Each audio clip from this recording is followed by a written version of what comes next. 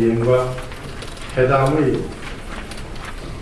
의제와 방안 이 제목이 그랜드 바겐의 유한 설정과 관련한 제언으로 되어 있습니다. 아마도 우리 선생님께서는 이명박 정부에 대해서 이 남북기본 그리고 비핵화 공동선언에서 합의됐던 상황을 다시 회상하면서 어떻게 국적에 대한 새로운 제언으로 제기할 수 있을까 이런 방안을 보고를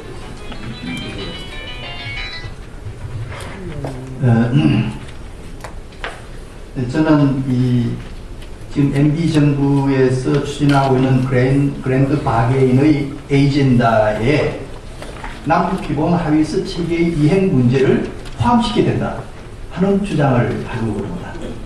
제가 이 말씀을 준비를 하면서 총리님도 생각나고 우리 또 이게 임동원 대표님, 이동국 대표님, 박영욱 대표님 여러분들이 참 오래 왔다 갔다 해요. 이거 이래도 과연 될 것인지 걱정하면서 이 안을 준비했습니다. 혹시 잘못된 점이 있으면 참고해 주시면 좋겠습니다. 남북 기본 합의서 체계를 저는 155개 조문으로 구성된 방대한 합의서 체계다 이렇게 정의를 했습니다. 자료 25페이지에 보면은 남북 기본 합의서 체계 표 중에 보면 12개의 합의 문안이 들어있습니다. 남북과 비핵화 공동선언까지 포함해서 저는 이것이 다 남북 기본 합의서 체계라는 개념 속에서 이해돼야 된다.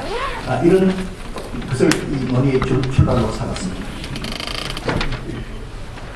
그리고 남북 기본 합의서의 몇 가지 특징을 요약하면서 이건 대한민국 국무총리하고 조선민주주의인민공화국 정무원 총리 간의 분단 이후 최초로 합의한 합의서 체계고 이것은 남북관계의 법적 관계를 잠정적 특수관계 모드스 비반기로 정의한 최초의 남북간 합의서다. 그리고 저는 남북 총리회담이 나한 쌍생아가 하나는 하야 협력 그리고 교섭에 관한 합의서 우리가 같은 기본 합의서는 그것과 한반도 비핵화 공동선언 이 두 가지가 남북 총리회담이 나온 쌍생아다 이렇게 정의를 해봤습니다. 아까 총리님께서 자세하게 말씀을 주셨기 때문에 그 점에 관해서는 총리님도 생각이 같으실 거라 이런 생각을 해봅니다. 그리고 이 남북 기본 합의서 체계의 시안을 어떻게 생각하고 있느냐 내용상에 보면은 27페이지입니다.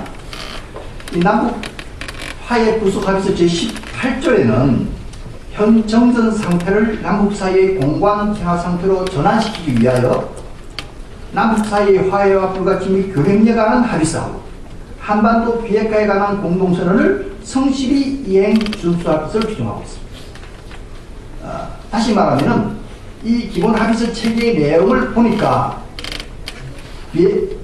이른바 화해와 협력, 화해와 불가침 교역에 관한 합의서하고 한반도 비핵화 공동선언이 긴밀하게 연결돼서 그 내용이 구성되고 있다. 그리고 대표님들도 잘 아시겠지만 그때 협상 과정에서도 그랬고 협상 내용에도 그렇고 또 결과의 이행 문제에 있어서도 화해와 불가침 교류에 관한 합의서 그 부수 합의서와 비핵화 공동선언은 서로 긴밀하게 연결되어 있다. 그래서 그런 연결 속에서 이해를 해야 된다고 생각했습니다. 그리고 시안이 어떻게 되느냐 이것도 그게 우리 표현에 나와 있습니다만은 조금 전에 말씀드린 대로 남북 간의 공관 평화 상태로 전환하기 위하여 이 두 가지를 해야 된다. 그러면 이것이 시안을 남북 간 평화 상태가 이루어지기까지라는 의미를 지니고 있는 것이다. 저는 이렇게 볼 수 있다고 생각합니다. 그런데 실제로 그 안에 있는 전문이나 모든 내용으로 보면은 이것은 역시 평화체제까지 또는 평화체제 이후 통일까지 이르는 이른바 낭나는 남북 간에 이행하고 준수해야 할 진행의 합의서로 이렇게 인식을 하는 것이 맞지 않느냐 이런 생각을 해봤습니다. 합의서 이행 체계에 관해서 조사를 해봤습니다. 28페이지입니다. 그 당시 우리 대표님들께서 잘 아시다시피 대한민국 국무총리와 북한 조선민주주의인민공화국 정무원 총리가 협상수석대표로 나오고 처음 국호를 썼다고 하는 의미는 잠정 관계라는 전제하에서 그 책임의 문제까지도 같이 그게 포함되어 있었다. 책임 있는 당사자 간의 합의다. 그것은 곧 실천을 전제로 실천의 역정된 합의다. 이런 의미가 담겨 있다고 생각을 했습니다. 그리고 우리 부속합의서를 할 때 보면은 부속합의서 전문이 남북 화해의 이행 준수를 위한 부속합의서, 또 전문의 구체적으로 이행과 준수 부분에 대해서 정말 역정을 두고 합의하는 문제다. 그리고 기본합의서가 있고, 그 다음에 그것을 이행과 준수를 위한 부속합의서를 채택하고, 또 그것을 이행을 위한 공동기구를 만드는 이런 이 체계 속에서 이행 준수를 위한 준비를 한 합의서 체계였다. 이렇게 말씀을 드리겠습니다. 그리고 모든 합의서 조항에 이른바 수정 및 발효, 또 수정 및 보충에 관한 조항을 넣어가지고 어떤 국제조약에도 못지않은 정도의 완벽한 법적인 체계를 함께 갖추고 있습니다. 그런데 왜 그럼 이행이 되지 않았느냐? 그 이야기 조금 전에도 말씀이 계셨습니다만 몇 가지 말씀을 올려보겠습니다. 첫째로는 우리가 그게 이 국외항의 미합의 사항이 그 기본합의서 체계 내에 있습니다. 이것이 남북 기본합의서 이행에 앞으로도 이게 장기적 장애를 줄 가능성이 좀 있지 않느냐 하는 그런 측면에서 봤습니다. 오늘 토요일을 위해서 제가 그 항목을 하나하나 읽어 올리겠습니다. 29페이지 아래에 보면은 남북화의 부속합의서 말미에 기재된 내용은 다음과 같습니다. 남과 북은 국제기구들의 하나의 명칭 하나의 의석으로 가입하기 위해 노력한다. 두 번째, 남과 북은 국제회의를 비롯한 정치 행사들의 전민족을 개표하여 유일 대표단으로 참가하기 위해 노력한다. 세 번째, 남과 북은 제3국의 상대방 이익을 침해하는 일치 행위에 가담하거나 협력하지 않는다. 사항은 남과 북은 다른 나라들과 맺은 조약과 협정들 가운데서 민족의 단합과 이익을 배치되는 것을 개정 또는 폐기하는 문제를 법률신고협의회에서 해결한다. 30페이지입니다. 이 남북화에 있는 이 미합의 조항은 전부 북측이 제기하는 조항입니다. 그리고 앞으로 계속 토의한다고 이렇게 명시되고 있습니다.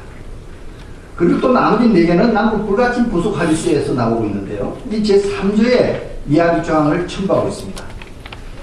자료에 보시는 대로 5번째, 군사 분계선 일대에 무력을 증강하지 않는 문제, 6번째로 상대방에 의한 정찰활동을 하지 않는 문제, 7번째로 상대방의 영해영공을 봉쇄하지 않는 문제, 8번째로 서울지역과 평양지역의 안전보장 문제입니다. 이 5, 6, 7항은 북측이 제기했고 8항은 우리 측이 제기했습니다. 이것도 계속 협의한다 이렇게 명시되고 있습니다. 그리고 나머지 한 개 항은 남북교련적 부속합의서 말미에 붙어있는 것인데요. 이 제9에 보면은 쌍방한 민족 구성원들의 자유왕래에 저촉되는 법적, 제도적 장치 철폐 문제를 남북화해 공동위원회 법률신고협의서 토의 해결하기로 했다. 이렇게 되어 있습니다. 이 9개항은 실제 남북한의 평화체제가 완전히 정착되기까지 우리가 외교 안보 차원에서 보면은 대단히 민감한 조항들입니다. 이건 우리가 앞으로 남북 기본합의서 이행을 생각할 때 언제든지 장애물로 돌출되지 않고 있다. 두 번째는 북한의 핵개발이 이 남북 기본합의서를 이행하지 못하고 있는 직접적인 장애가 되고 있다 하는 것입니다. 이것은 아까 총리님께서 또 우리 송하로 대표님께서 설명하셨기 때문에 전적으로 생략하겠습니다. 그 다음에 32페이지 보면 불가침 해상 경계선에 대한 북측의 합의 파기 문제가 나옵니다. 이건 잘 아시다시피 불가침의 가장 중요한 요소는 경계선의 설정이지 않습니까? 그런데 우리가 남북 사이의 화해와 불가침의 교류협력 합의서 제11조에는 불가침의 경계선과 구역을 군사분계선과 지금까지 쌍방이 가나로운 구역으로 한다 이렇게 규정하고 있고, 남북 불가침 부속합의서 10조에서는 남과 북의 해상 불가침 경계선은 앞으로 계속 협의한다. 해상 불가침 구역은 해상 불가침 경계선이 확정될 때까지 지금까지 쌍방이 가나로운 구역으로 한다. 이건 기존의 국방 한계선 NL을 그대로 인정하겠다는 이야기입니다. 그런데 잘 아시다시피 1999년 9월 2일 북한이 일방적으로 서해 해상 군사 분계선을 그었습니다. 그리고 그 다음 해인 2000년 3월 23일에는 서해 5개선 통항질서라는 발표했습니다. 이건 전적으로 남북 기본합의서 합의조항을 파기하겠다는 그런 뜻을 갖고 있다고 생각합니다. 그리고 2007년에 와가지고 11월 말에 우리나라 국방장관하고 국가인민무력부장 사이에 합의서를 하나 채택을 했는데, 그때 2조 1항에 보면은